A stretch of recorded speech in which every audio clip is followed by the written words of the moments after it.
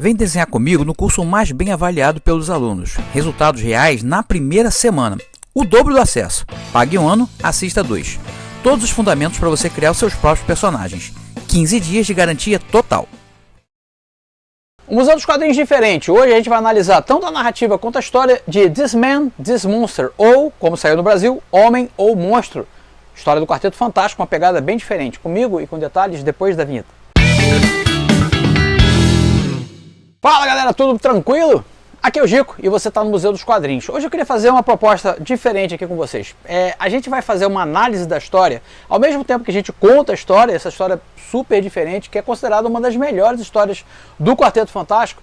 Além da gente contar a história, a gente vai analisar coisas como desenho, arte final, narrativa, detalhes de estrutura da história em quadrinho como um todo, tá? Então essa proposta que eu estou fazendo aqui é uma coisa diferente que a gente não tinha feito ainda aqui no Museu dos Quadrinhos. Estou lançando essa proposta aqui e eu quero depois, claro, porque vocês assistirem o vídeo, quero saber o que vocês acharam do jeito que esse Museu dos Quadrinhos foi feito. Querem ver mais Museu dos Quadrinhos nesses moldes? Museu dos Quadrinhos é o quadro aqui do canal onde a gente vai falando de histórias clássicas. Então ele é bem amplo na proposta do que trazer para vocês. A gente traz documentários, traz histórias completas, traz arcos de histórias. Semana passada mesmo falamos da última história do arco do Ron. Então eu tenho essa liberdade e eu estou fazendo esse experimento aqui hoje para saber o que vocês estão achando, se vocês gostaram dessa proposta. Bom, vamos falar um pouquinho antes de direto para o vídeo, dessa história aqui. Ela surge logo depois da chamada Saga de Galactus, né? Fantastic Four 50 encerra a Saga de Galactus, que mostra a vitória do quarteto sobre o Galactus, e era uma história assim de grandes proporções, quase um épico espacial. E aqui a gente vem para uma história muito mais pé no chão, que se passa na Terra, se passa basicamente focando no Ben, nem tanto no Ben, né, como vocês vão ver na história, mas é uma coisa muito mais intimista, é muito menos espacial, menos space opera do que a fase anterior e as que viriam depois, tá? Então essa é a proposta da história e o Museu dos Quadrinhos vai fazer essa análise dessa história que foi produzida por Stan Lee, Jack Kirby e Joe Sinnott. Olha essa trinca, galera.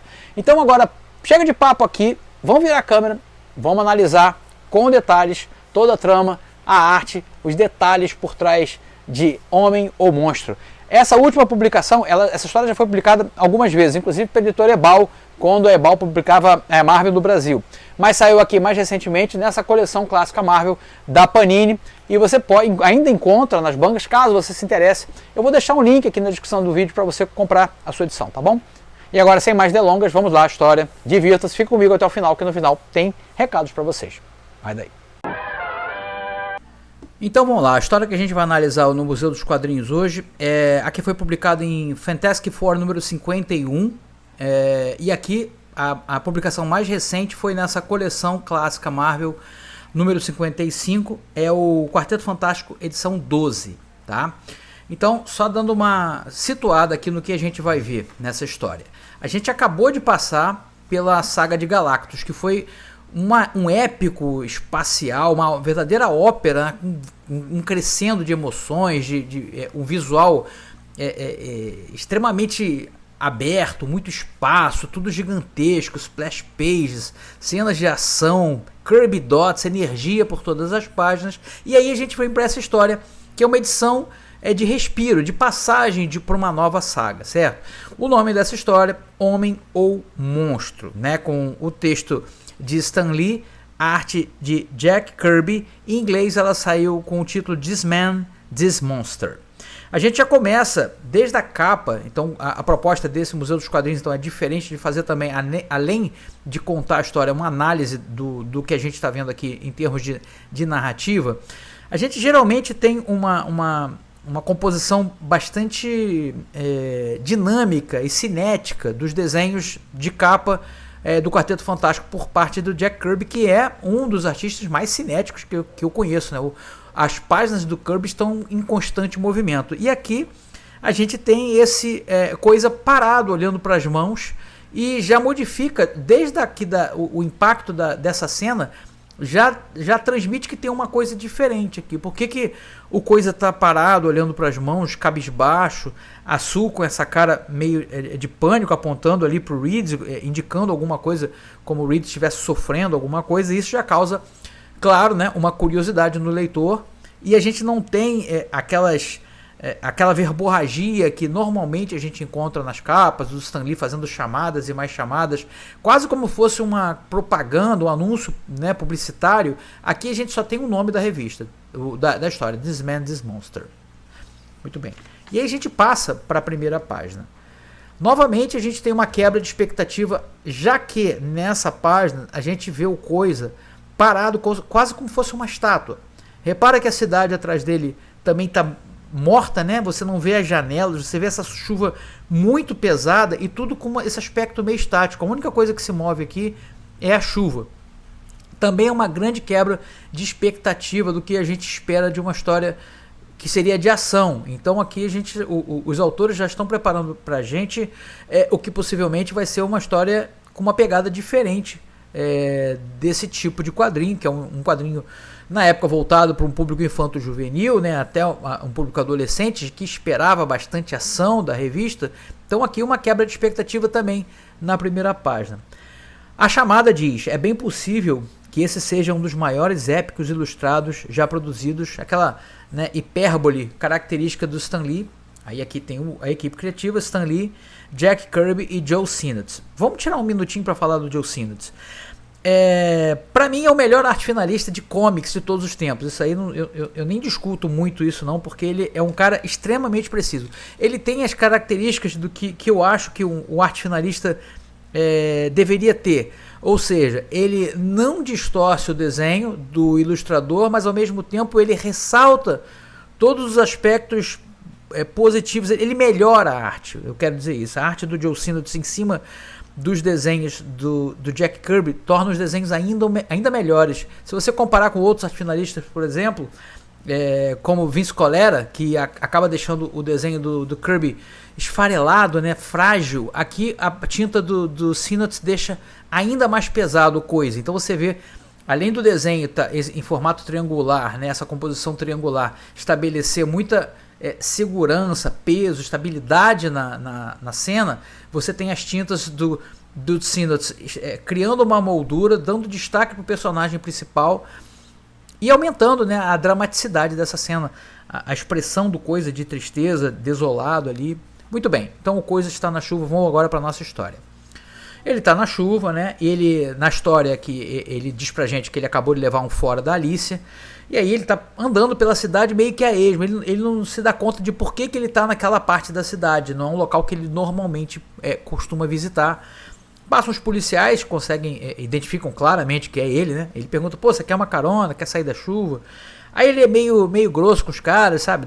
Meio irônico, diz: não liga pra mim, tá tudo bem. E aí vai, continua andando e ignora. Ele vai, sai da chuva um pouquinho assim num ressalto da rua, e uma pessoa vem: olha, vem cá, entra aqui, sai da chuva, vem se aquecer um pouco aqui. E ele fica meio bolado, né? Porque hoje é o dia que todo mundo se legal com Coisa. E o sujeito fala: não, eu entendo a sua amargura, eu simpatizo com você, eu sei o que é estar solitário, com o coração pesado. E o Coisa acaba entrando na casa desse sujeito. Aqui, vamos falar desse quadro aqui em especial. A gente tem o Coisa em primeiro plano, a gente não vê a íris dele, então dá uma sensação de meio que de mistério, né, esse olho branco do Coisa, já que ele é característico pelos olhos azuis. E o sujeito todo em silhueta, aumentando o mistério de quem seria essa figura.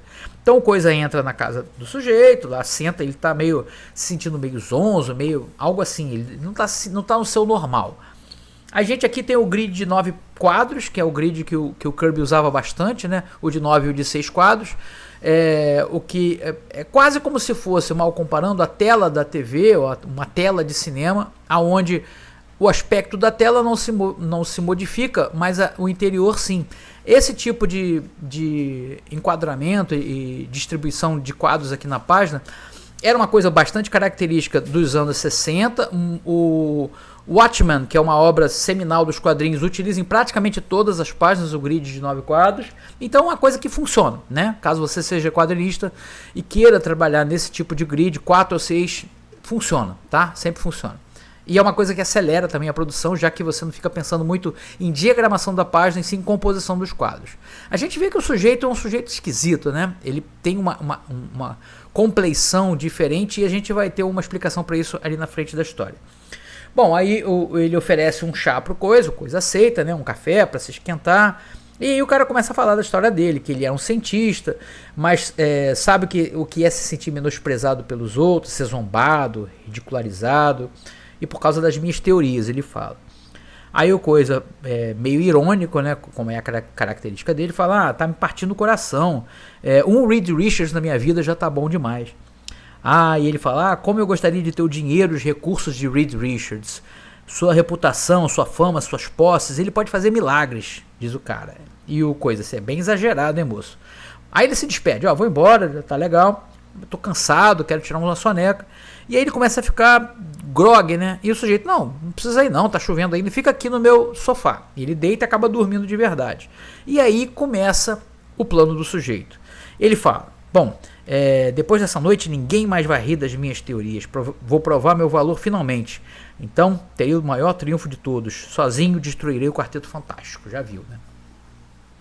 Então aí ele abre o armário dele e aí se revela um equipamento high-tech bem kirbiano, né? Esses designs de Jack Kirby são sensacionais, eu não sei de onde o cara tirava isso. E ele começa a aplicar aquele equipamento no Coisa. E nele também. São um equipamento de 2 pontas. E ele fala que aquilo ali era um replicador. Ele vai tirar os poderes do Coisa e a aparência monstruosa dele e trazer para esse cara. E ele fala que isso só é possível porque ele tem uma ligeira semelhança esquelética. Por isso que ele tem essa cara que tá vendo, que parece, a sobrancelha dele parece com o do Coisa. E ele falou que o Coisa foi atraído para ali, num plano que durou meses, um aparato quase que hipnótico que fez o Coisa chegar até aquele local. Bem, e aí ele consegue fazer o que Reed Richards até hoje não conseguiu, que é tirar o aspecto monstruoso, né, de pedras do Ben Green, e ele se transforma no Ben Green. E ele diz que agora precisa treinar a falar como o Ben Green falava. A gente vai agora lá pro QG do quarteto, né? O Reed está trabalhando diante de todas as ameaças que o quarteto sofreu, com a chegada de Galactus, o Surfista Prateado, o Vigia. Ele fala assim, a gente precisa estar pronto para novas ameaças que podem chegar. E ele está fazendo esse aparelho aqui, que é um aparelho que vai fazer com que ele consiga penetrar, né, nessa barreira de... Ele fala que é uma antimatéria, um espaço de antimatéria que vai fazer com que ele viaje acima da velocidade da luz, um blá blá blá pseudocientífico aqui qualquer. E o cara, já na forma do Ben Green, chega lá no QG do quarteto. E ele aqui já está falando como Ben, então o Reed e Sue não conseguem discernir que ele é outra pessoa. E aí ele fala, Ben, pega isso aqui pra mim, coloca ali, e o cara fica, será que eu consigo, né? Eu tenho essa força toda. Pra surpresa dele, ele consegue pegar, inclusive, com uma mão só. E ele fala assim, você tá de brincadeira, você já fez isso várias vezes, faz aí pra mim. E nisso chega o Ben Green, em sua forma humana. Esse cara é um farsante, eu sou eu. E o Reed Richards e a Sue, esse cara realmente parece muito com o Ben, mas o Ben tá aqui, né? Então eles começam a achar que o verdadeiro Ben é o farsante. E o sujeito fala, olha só o que eu consigo fazer, eu consigo esmagar um cilindro de titânio. E aí, quem mais conseguiria fazer isso sem ser o verdadeiro Ben Green, né? E aí o verdadeiro Ben Green fica fulo da vida. Então você que se vire aí com ele, dá as costas e vai embora. Bom, aí continua a história aqui. Ele explica o Reed Richards explica pro Ben que ele precisa entrar nesse experimento experimento espaço-tempo. Ele vai amarrar um cabo no seu corpo e vai adentrar nesse experimento, e só o Ben teria força suficiente para puxá-lo de lá caso alguma coisa desse errado. Então ele está deixando a vida dele nas mãos desse cara que odeia eles, né? Tem inveja deles, mas eles até então não sabem do que está acontecendo. E o cara tá jogando junto, o mesmo jogo. Não, tudo bem, vou fazer, deixa comigo, segura lá. Agora, um momentinho pra gente falar dessa página aqui, essa splash page, com esse maquinário do Jack Kirby, que é o Ben Green, né? Vamos combinar que é o arquétipo total do Jack Kirby aqui. Como que o cara desenha isso do nada, gente? Olha só essa engenhoca, como ela vai e volta, e ela acaba fazendo sentido, mesmo nessa coisa quase de um quadro de Picasso, né? Quase surreal isso aqui. Como que é bem feito. E olha a arte do Joe Sinnott, o nanquim do Joe Sinnott, com essa precisão E aonde ele precisa ser detalhado, bem pequenininho, como o rosto dos personagens, mãos e pés, ele é super delicado. As achuras metálicas, isso que eu falo, ele dá aquele acabamento e junto com Jack Kirby ele se torna uma terceira pessoa artística muito melhor do que as suas partes em separado, né? Sensacional essa página aqui. Isso aqui é para colocar na parede, assim, enquadrar e deixar na parede. Lindo, né? Mas isso aqui é a tal da máquina de espaço-tempo que o Reed vai entrar. Aqui a gente tem uma quebra de narrativa que, inclusive nas Treasure Edition americanas, essa parte não entra, porque vale a pena explicar. Aqui, Kirby e Lee estavam semeando novas linhas narrativas para poder explorar mais para frente. Aqui a gente está vendo a vida do Tocha Humana na faculdade. Por que isso? Porque com o Homem-Aranha dava muito certo, né? Tinha aquela empatia dos leitores em relação à vida estudantil do Peter Parker. Eles estavam querendo fazer mais ou menos isso aqui com o Johnny Storm, o Tocha Humana. A vida dele aqui, inclusive passando pelos perrengues que o Aranha passava, tipo sofrer bullying. Mas são personagens bem diversos, né? O Tocha Humana é muito mais confiante, cheio de si do que o Peter Parker. E eles introduzem aqui o Wyatt Wingfoot, vai quase automático, né? Que é um colega de quarto do Johnny na faculdade e é um índio americano, né? Um descendente, né? Muito forte, muito bom de esportes, mas ele diz que não quer nada com esportes, não quer nada com esse tipo de vida. Essa sequência narrativa toda aqui você pode desconsiderar, porque isso não vai para lugar nenhum. Inclusive porque nas próximas edições os dois esquecem esse plot e isso não vai para lugar nenhum mesmo. Aí começa uma busca do Tocha Humana pela Crystallis, que está junto com os Inumanos, que é uma nova linha narrativa da história também, que eles queriam desenvolver em separado, e os Inumanos acabam inclusive ganhando título próprio mais pra frente. Mas aí acaba isso por aqui mesmo. Esse cara que queria convocar o Wyatt para jogar futebol acaba ficando sem ser definido isso aqui. Voltamos para o que importa, que é a história principal. Então o Reed se prepara para entrar. Aqui a gente tem um plano holandês, ó, o plano inclinado.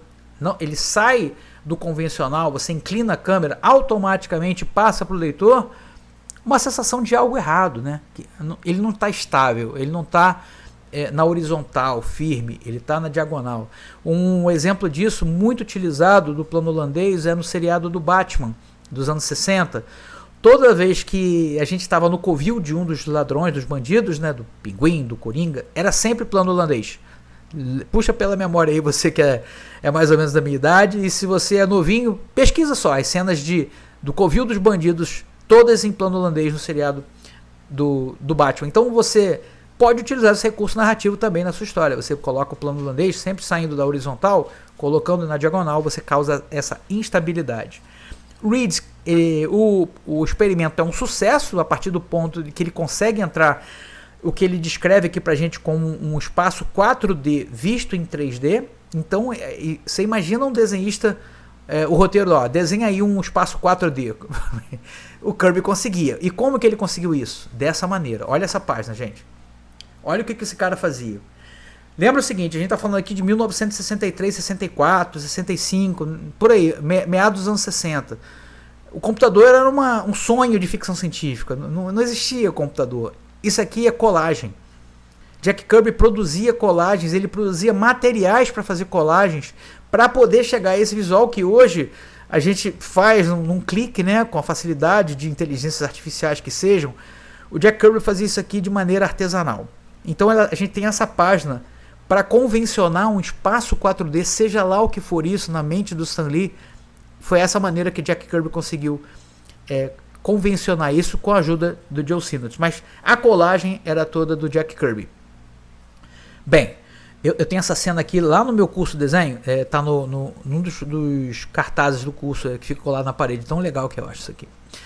Ele tá lá dentro, né? Já tá naquele espaço, só que ele começa a ser sugado em direção novamente à Terra, e o Reed fala o seguinte, cara, os elementos do subespaço estão sendo atraídos sem resistência de volta à Terra, mas aqui no subespaço toda a matéria é negativa, enquanto a Terra é positiva. Assim, qualquer coisa que atingir a atmosfera da Terra deve explodir instantaneamente. Minha única chance de escapar é o cabo. Ben precisa sentir meu puxão. Ele tem que me puxar de volta, enquanto ainda pode. E aí ele fala, não está acontecendo nada. Se ele falhar comigo agora, eu tô condenado. E ele grita, Ben, Ben, porque ele tá à beira da morte. E o sujeito que tá lá, que não é o Ben, que odeia ele, né, que odeia o Quarteto Fantástico, que tinha planos para destruir o quarteto, fica pensando, e aí, eu vou puxar esse negócio? Não vou? E aí que tem aquela virada. Ele fala, ele tá puxando, eu só tenho que ignorá-lo e terei vencido o único homem que já invejei. O único homem que ninguém mais poderia derrotar. Mas de repente, eu não invejo mais. Nunca imaginei o quanto ele era corajoso e altruísta. Porque ele vê que ele achava que o Quarteto Fantástico fazia tudo por dinheiro, que o Reed queria patentear as invenções, ficar rico. E o Reed está fazendo isso aqui sem ganhar nada, ele só quer proteger a Terra. Geralmente, ele vê que o cara é puro de coração, que ele é o que define o herói, né? Abrir mão de tudo em bem, pelo bem dos outros, né?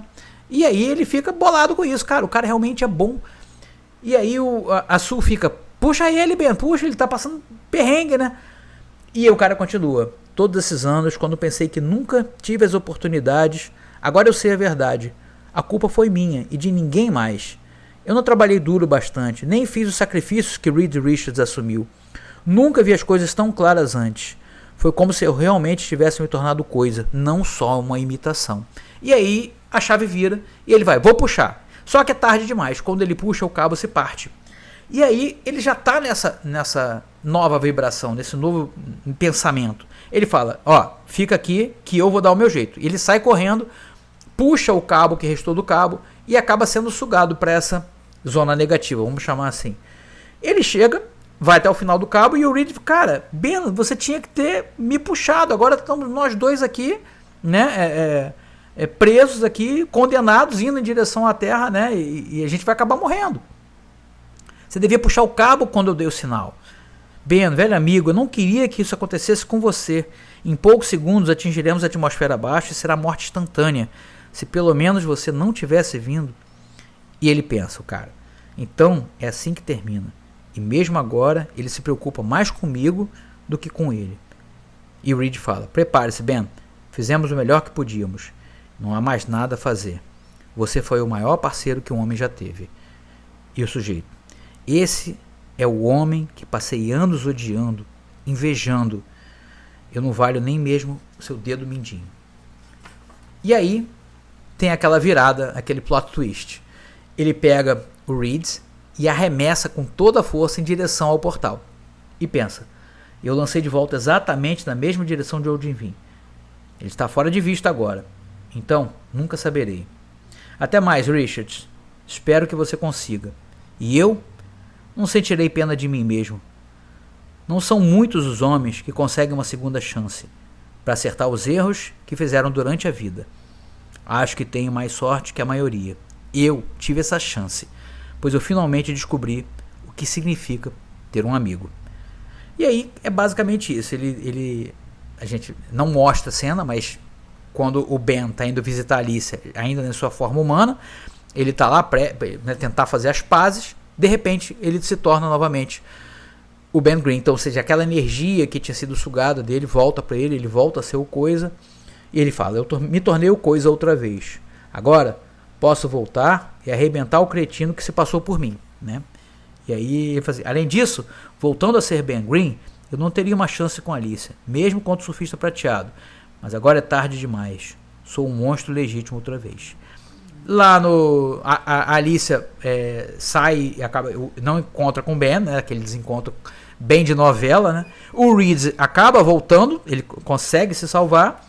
E aí ele diz, pô, devo minha vida a Ben. E aí, quando ele fala isso, estão lá se lamuriando que o Ben morreu. E aí quem entra? O Ben de verdade. E aí eles chegam à conclusão que aquele cara realmente era um falso Ben Grimm, que tinha, no final das contas, se redimido, salvo a vida de Reed Richards. E aí ele termina a história com esse texto.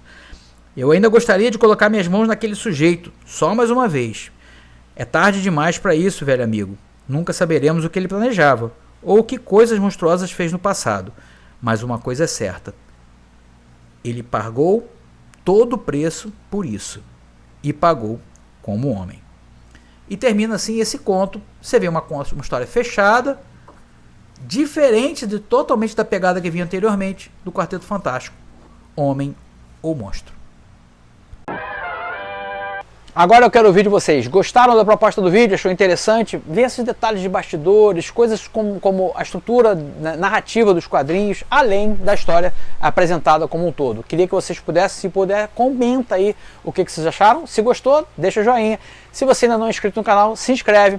E a gente aqui traz vídeo novo toda semana para vocês com diversas pegadas diferentes. Mestre do terror, memória afetiva, edição de colecionador, desenho, aula de desenho, museu dos quadrinhos, zona do crepúsculo. Tem um monte de programa diferente acontecendo aqui, quase como fosse um canal só sobre quadrinhos, canal de TV sobre quadrinhos, com um monte de programa diferente acontecendo. Quadro de lançamento, enfim, coisa pra caramba.